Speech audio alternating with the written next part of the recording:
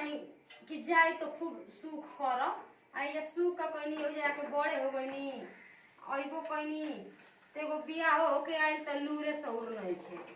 लागत कि उनके माई भौजाई भाई सिखैले नहीं खंजा कि तीन कोनिया पराठा केने बनावल जाला भगवानो किस्मत में कहीं केन से लिखले रहना छोटको एगो तो गुपुर सांस मेरी बोलत नहीं के हरारू हो तनी ये जा के बैठती तब ना मुंह सिखैती के गने सिखा देते हां जरबत जनते खाए की बेरी चिकन दीदी मैगी खाए के मन करता दीदी कलौजी खाए के मन करता ए छोटको छोटकी काजी आवा तनी तनी माई के फोन आइल बतियावा तनी फोन बाद में बतिए रे अरे वो तो हमार मर गए कि रूखो सूखलो रोटी जरलो रोटी खा ले एगो इनका मरद बा कनी मर्दों के खियाल नहीं खी कर तब तो जब खाई तब घी वाला पराठे खाई लागेला कि देखल ही नहीं खा पराठा 100 में पड़ल ना रे बस पराठा हाय पराठा 2 दिन का रोटी दे दे हमार मर्द खा ले चटनी रोटी है इनको तो अपन मर्द खातिर कर दी आवा है सीखला ढंग हमर बकरी उनी चिल्ला थी मैं रखता नहीं हां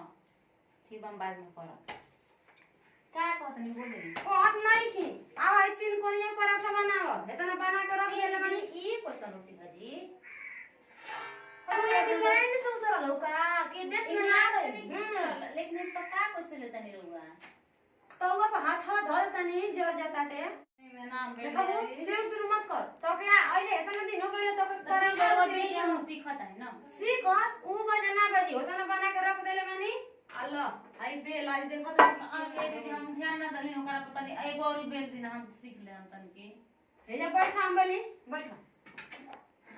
ना बेले है अब समझ में आ जाई कुल जा बैठ होनी जा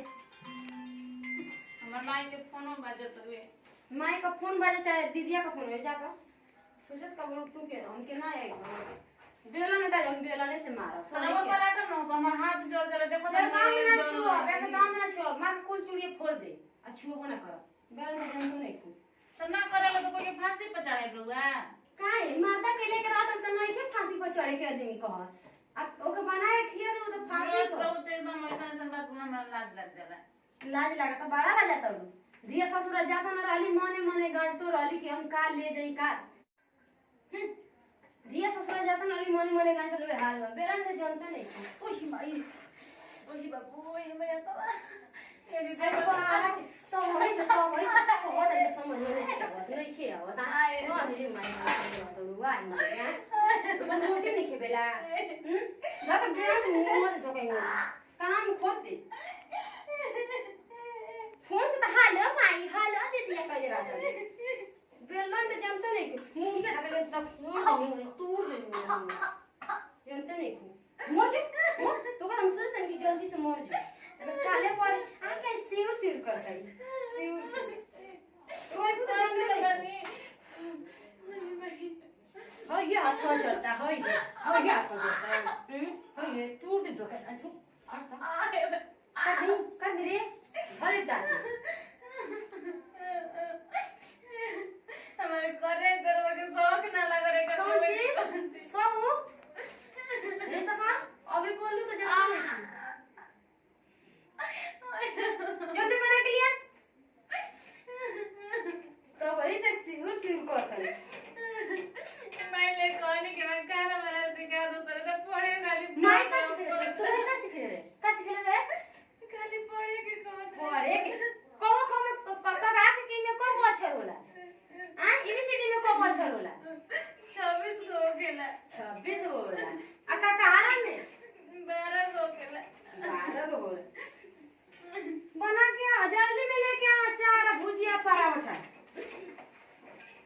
मुई गई को रहेंगे मैं वाले के मौत हो गया तो सारे मौत करना सारे सीखा तो सीखा ना कोई सीखे लगी एक बार फांसी पे चढ़ा दो तब सीखे चला का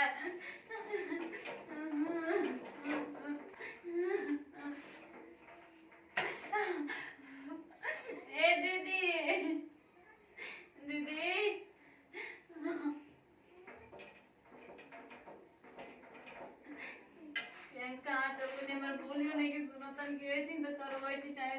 थी कैसे तो जे मुझसे बोला मोई तर सीखिए ना लेती आई बोल रे आई बाबू का हो रे इबरा तू पराठा बनाव तड़ी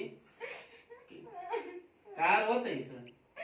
बड़की दीदी आता होता कि मोड़ दे लइका ना हो कपार दे लइया पर ऊ कहा करते न हमको नहीं तो कि हमरा के सिखाती बैठ के वही पर मारो के चल दे रहे तो यही लगे कहले कि सिखले रहती त अपना दुख ना न मिल रही तो कोई ना सीखे तो ये मतलब है कि कोई के मार पीट के सिखावा तो तू कह कि प्यार से खाओ मार पीटत काहे के बारी मैं तो बतिया हम कहलाई त हमरा कौरी पेलने पेलने मार के भाग गलड़ी रुक उनकरा से पूछत न काहे मारता यही से मारल जाला हां अपन दिन भुला गेली कि आई रही त एक कटो त गीला भात क के फेकत रही उनकरा के माई सिखौले के तब न त सिखल बड़ी के ही तरी सीख गइल बड़ी ये जी तन की ट्रेन मांगू छुई तर वो खा लेम ना चल कैसो बनाओ जल्दी बनाओ भूख लागल बा जल्दी हम बुला तो क्या होता नहीं ठीक ना जल्दी बनाओ हमारे लेकर बूढ़ा भी नहीं ना लगे गुप्ती हम कैसे कैसे तिरछे तिरछे भागेला यहाँ के खाए के बताइए कि कैसे खा ले कहते बानी तब वहां के हमरा के एकदम मार पीट के चल गई अच्छा सीख ले न तो हमू रोग के बताए खाली सीख ले दी हमरा के तब रोग के ना बतानी न तो बहुत रबी का कोले रहे